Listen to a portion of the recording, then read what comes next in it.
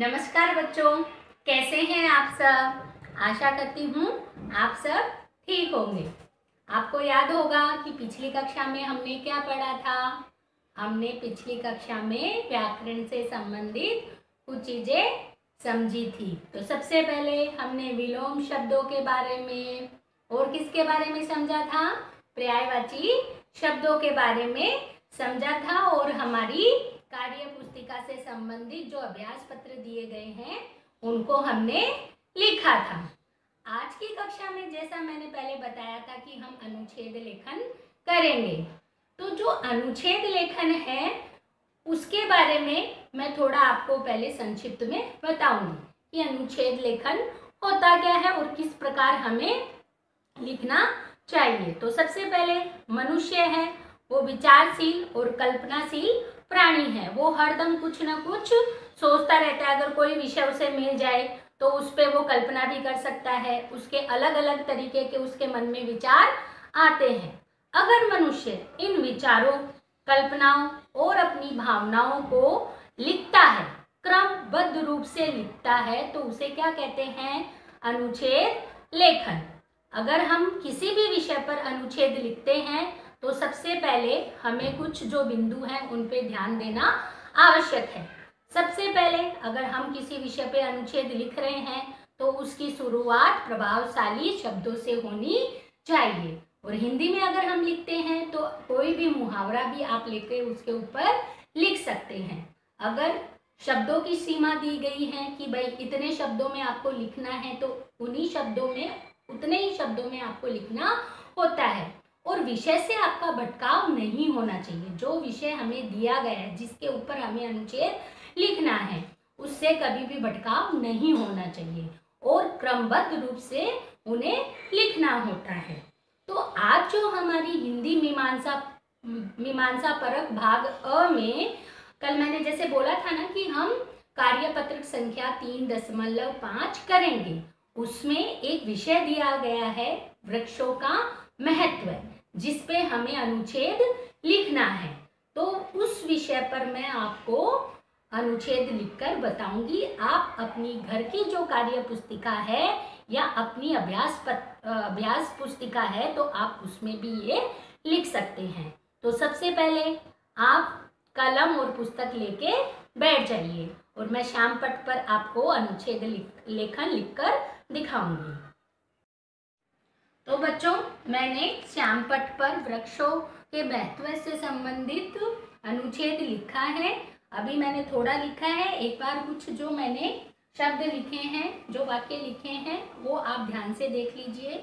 थोड़ा मैं आपको पढ़ के बताऊंगी। उसके बाद में और जो वृक्षों से महत्व से संबंधित चीजें हैं वो मैं फिर से आपको लिखकर बताऊंगी। तो सबसे पहले है, वृक्षों में जीवधारियों के प्राण बसते हैं।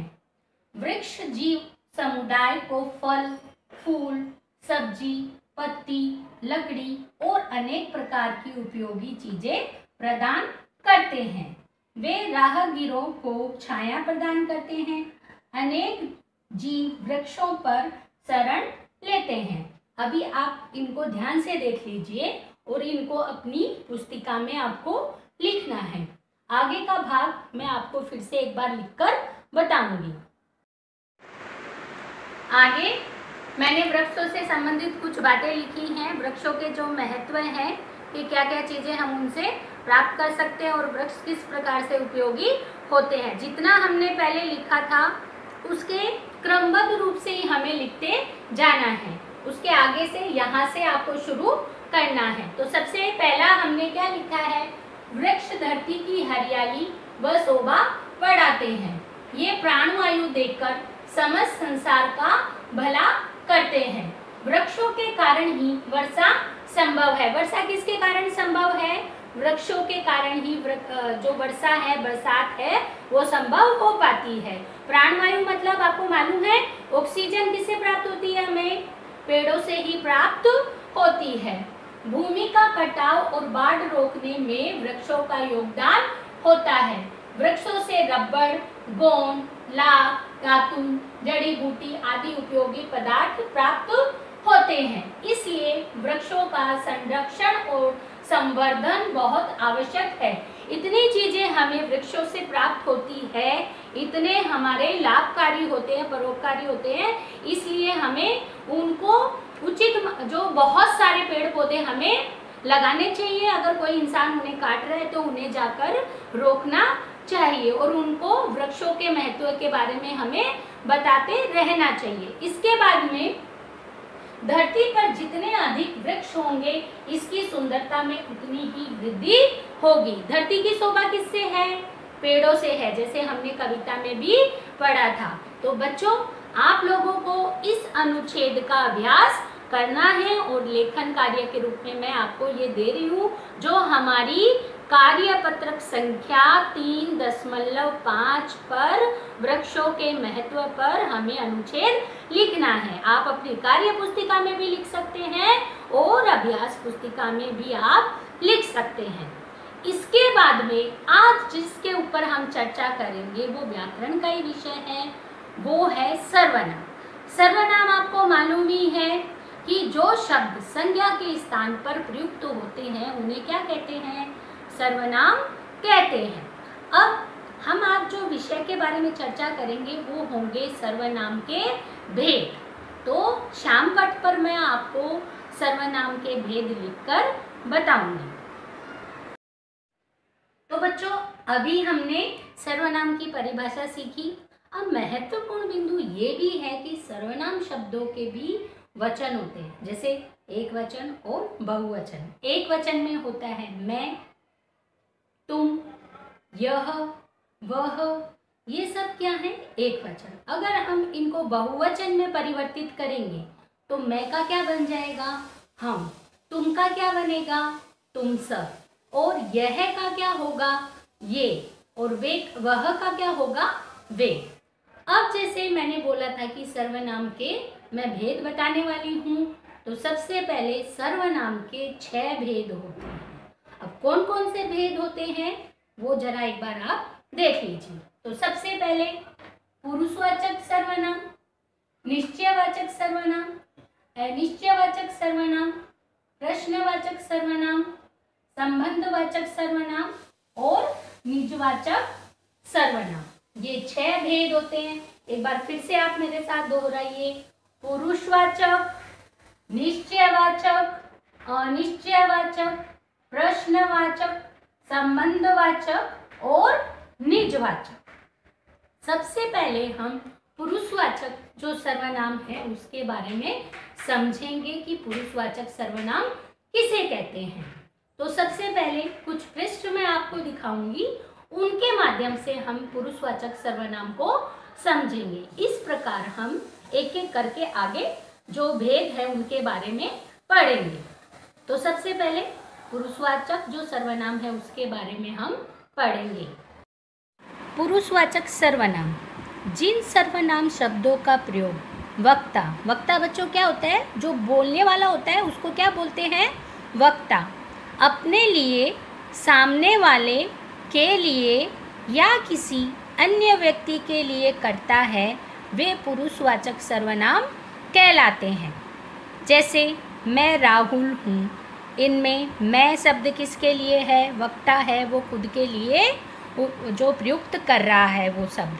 तुम क्या खा रहे हो, ये किसके लिए है? जो सामने वाला इंसान है उसके लिए तुम शब्द है वो आया है। वह हंस रहा है, यह वह शब्द वह अन्य व्यक्ति के लिए प्रयुक्त हो रहा है। तो ये सब क्या कहलाते हैं? पुरुषवाचक सर्वनाम कहलाते हैं। अब जो पुरुषवाचक सर्वनाम होते हैं उनके भी उपभेद होते हैं। जैसे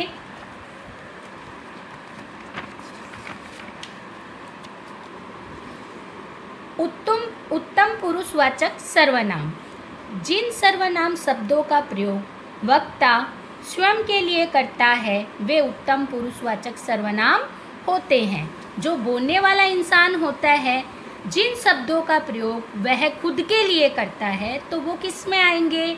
उत्तम पुरुषवाचक सर्वनाम में आते हैं। तो ये कौन कौन से शब्द होंगे? सबसे पहले मैं, हम, मेरा, मुझे, मैंने आदि। अब आते हैं हम हमारे जो सर्वनाम का उपभेद है मध्यम पुरुषवाचक सर्वनाम। अब जो सर्वनाम शब्द सामने वाले, अगर मैं आपको कुछ पढ़ा रही हूँ तो आप क्या कर रहे हो, उसको सुन रहे हो, तो वो आपके लिए प्रयुक्त होगा, तो वो शब्द क्या कहलाएंगे, मध्यम पुरुषवाचक सर्वनाम कहलाते हैं। जैसे आप, आपका, तुम, तेरा, आपने आदि। अब आते हैं तीसरे उपभेद पर, जो क्या कहलाता है, अन्य पुरुषवाचक सर्वनाम। जिन सर्वनाम शब्दों का प्रयोग अन्य व्यक्तियों के लिए किया जाता है वे अन्य पुरुषवाचक सर्वनाम होते हैं। जैसे वे शब्द होंगे वे, उन्हें, उन्होंने, उसे, वह, यह आदि। अब उदाहरण अगर हम लें तो उसने मुझे उपहार दिया, तो जो उसने शब्द है वो किस में आएगा, अन्य पुरुषवाचक सर्वनाम में आएगा। इसके बाद में हम एक और उदाहरण लेते हैं, वे कब आएंगे, तो ये जो वे शब्द है वो अन्य पुरुषवाचक सर्वनाम से संबंधित होगा। आशा करती हूँ बच्चों आपको पुरुषवाचक सर्वनाम समझ में आ गया होगा। इसके बाद में हम देखेंगे हमारा अगला सर्वनाम। अगला जो हमारा सर्वनाम है वो है निश्चयवाचक सर्वनाम। अब निश्चयवाचक सर्वनाम क्या होता है, किसी निश्चित वस्तु या प्राणी की ओर संकेत करने वाले सर्वनाम शब्दों को निश्चयवाचक सर्वनाम कहते हैं। उदाहरण ये, वे, यह, वह, उसी, इसी, यही, वही आदि ये शब्द हैं। लेकिन अगर हम इन्हें उदाहरणों के माध्यम से समझें तो वो इस प्रकार हम सीखेंगे, इसी खिलाड़ी ने निशाना लगाया। अब निश्चित रूप से इस खिलाड़ी के बारे में बात की जा रही है कि इसी ने, कन्फर्म है वो व्यक्ति, उसके बारे में निश्चित है कि इसी खिलाड़ी ने निशाना लगाया है। अब अगर आपने किसी चीज़ का उत्तर दिया और मैंने बोला कि जैसे लोकेश ने ही इस प्रश्न का उत्तर दिया है, तो मैं निश्चित हूँ उसके बारे में कि इस चीज़ का उत्तर किसने दिया, लोकेश ने। तो यहाँ पर इसी विद्यार्थी ने उत्तर बताया है, तो मैं निश्चित हूँ उस विद्यार्थी के बारे में। तो जो ये इसी शब्द आया है वो किसके लिए आया है, निश्चयवाचक सर्वनाम के लिए। अगर हम दूसरे उदाहरण लें तो वह यह होगा, वही मेरा मित्र है। अब एक मित्र है, वो अपने दूसरे मित्र को पहचान रहा है और वो बोल रहा है कि वही मेरा मित्र है। आशा करती हूँ आपको निश्चयवाचक सर्वनाम भी अच्छे से समझ में आ गया होगा। तो बच्चों आज के कालांश में हमने अनुच्छेद लेखन सीखा और सर्वनाम का जो भेद है, जो 6 भेद बताए, उनमें मैंने आपको पुरुषवाचक सर्वनाम तथा उसके उपभेदों के बारे में जानकारी दी तथा निश्चयवाचक सर्वनाम के बारे में आपको बताया। आगे के जो भेद हैं, अनिश्चयवाचक, प्रश्नवाचक, संबंधवाचक और निजवाचक, ये सर्वनाम जो भेद हैं, सर्वनाम के भेद हैं, उनके बारे में हम आगे की कालांश में अच्छे से विस्तार से पढ़ेंगे। तब तक के लिए सुरक्षित रहिए, स्वस्थ रहिए। नमस्कार।